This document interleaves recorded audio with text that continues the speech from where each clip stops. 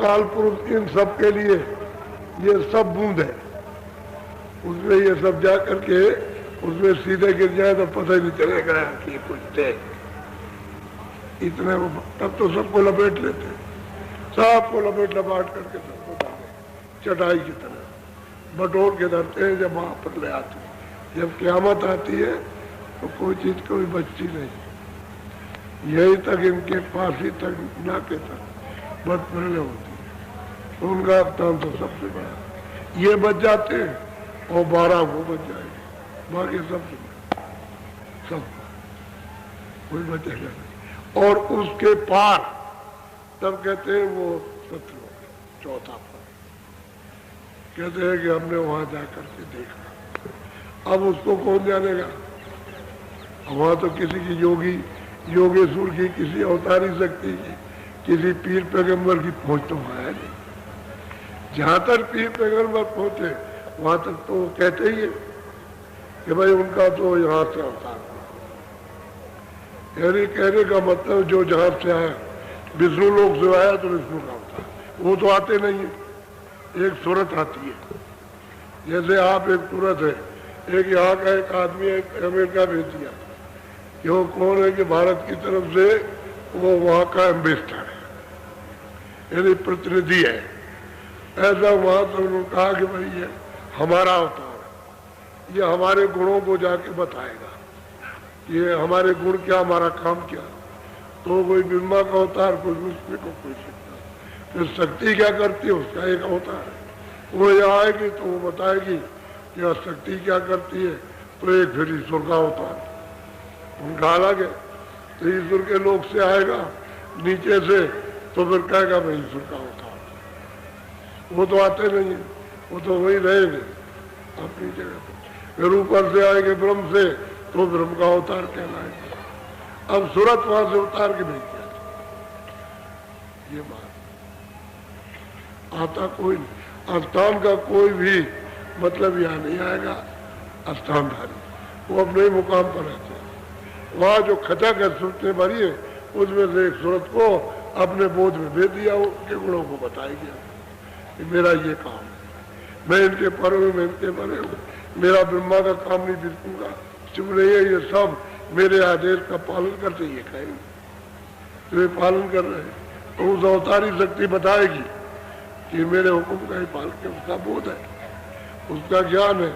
तो ये जाके अपने मंडल में समा जाती। क्यों? कि वहाँ अनंत तो लोग है, तो जिस लोग से भेजी जाती उसी में समा जाती है। लेकिन कब समा जाएगी?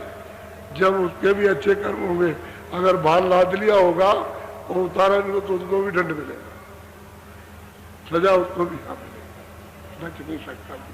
एक कर्म क्षेत्र, क्योंकि उन्होंने विधान बनाया सबके लिए, ये किसी के लिए छोड़ा नहीं, संतों के लिए भी विधान है।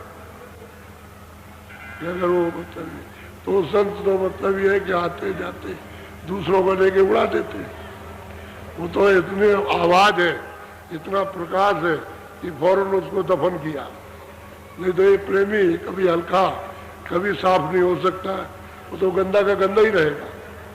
जो लदा रहेगा उसे तो कर्मों का उसे बोझा देना है, तो साफ कैसे हो? जब कमरों से निवृत्ति होगा तो सूरत ऊपर नहीं जा सकती। इसलिए वो तो उस आवाज में और प्रकाश में सब दफना देते, जला देते, वो तो खाम हो जाते, उड़ा देते, तब वो हल्का हो जाता, तब वो निकल सकेगा, जा सकेगा। और इन लोगों पर जो भार लग जाता है, तो इनके बाद में वो धार नहीं है जो साफ करते, इनको भोगना पड़ता है, बचेंगे नहीं।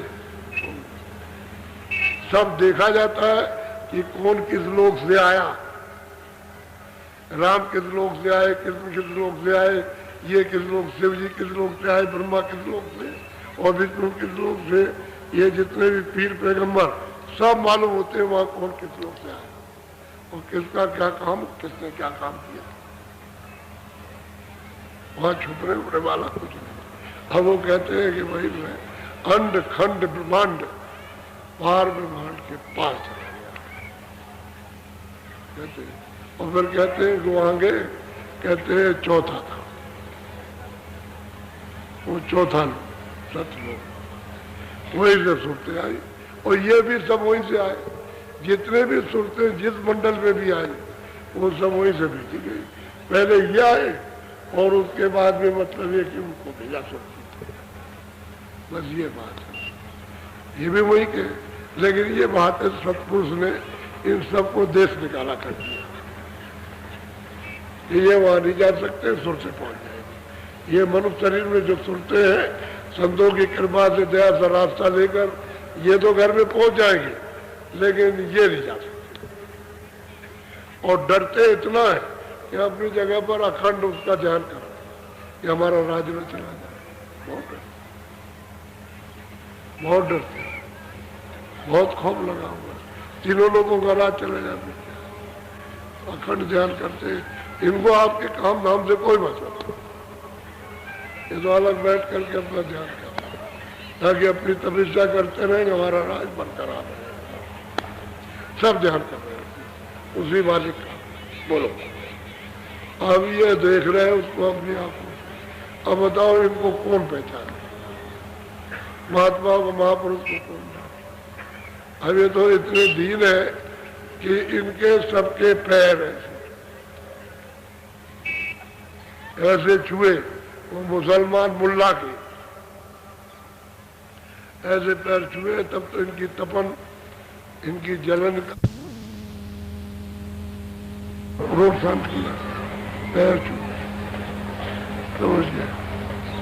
तब ये हुआ। आपने ये सब कहानी कहा सुनी है, आपको मालूम, इन सबको पहुंचाया, सबके पैर छुए, सबके चरणों को छुआ और कहा कि हम तो सनाथ हैं, अनाथ हैं और आप सनाथ हो, आप कृपा के नीति दया के समुद्र हो और आपका दर्शन हो गया। उनके पैर छूटे, तब जीव सबसे छोटे, उस संत सबसे उससे छोटा कोई हो नहीं सकता। तब जीव को उठा सकते, बड़े बन जाएंगे तो उठा सकते। बोलो, तीन लोक से चौथा न्यारा, कहा गई सूरत सतगुरु पारा। कहते भाई तीन लोक से चौथा, कहते वहां सतगुरु इनके पार गई, ये सूरत पार गई, चौथे लोग वहां गए, चौथे में पहुंच गए। और वो कहते चौथे वो सत्संग सत्सा, कहते उनके दर्शन वो है असल में सतगुरु पद।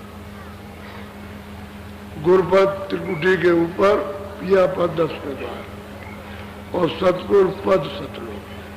कहते हैं सतगुरु पद का सच्चा दर्शन हुआ, उन्हीं को सत्संग कहते हैं, सत्साप लाभ और नाम उनका सत्य। कहते हैं सूरत वहां पहुंच गई है, उसको प्राप्त। अपने अभ्यास का विवरण कि मैंने कैसे अभ्यास कब किस साल में किया, किस संवत में और किस तारीख को शुरू हुआ, ये उन्होंने बताया और जल्दी काम हो गया। बोलो, नित नित से न कोई दिन। फिर सुन लीजिए, फिर सुनना चाहिए आपको। ये कहते हैं कि हमने यहाँ से नित्य प्रति सहल की, अंड खंड ब्रह्मांड पार ब्रह्मांड की, और उसके परे रोज मतलब सत्य देश में चौथे पद में आते और जाते रहे। जरा सुन लीजिए उनके शब्दों को, रोज आते और जाते रहे सतलोक। और कहते हैं वो सत्य का जिसने ये रचना है उसका दर्शन दीदार हुआ, साक्षात्कार हुआ, उसको जाके उससे बैठे। बोलो, एक दिवस भई ऐसी रीति, सूरत चढ़े रस आगे। हम कहते हैं कि वो तो हम रोज आते ही जाते रहे, लेकिन एक दिवस एक दिन ऐसा हुआ कि सतलोक से भी आगे। कहते हैं हमारी सूरत ऊपर चढ़ गई, ऊपर गई, सतलोक से भी आगे, यानी चौथे पद से भी आगे। बोलो, हाँ। पिंड ब्रह्मांड दो से न्यारी, उतारे चढ़े चढ़े नित चारी। कहते हैं कि रोज पिंड विमान और इससे तो न्यारी हो गई, एकदम सब शरीर छोड़ दिए। और कहते हैं सतलोक रोज जाती आती है और वहां से ऊपर चढ़ गई, और जिधर चढ़ रही उधर चढ़ रही, अब उतर रही। सतलोक से भी ऊपर, चौथे पद से भी ऊपर उतरती और चढ़ती, उतरती और चढ़ती। तो आधार होगा चढ़ उतरने, वो है नाम। नाम के द्वारा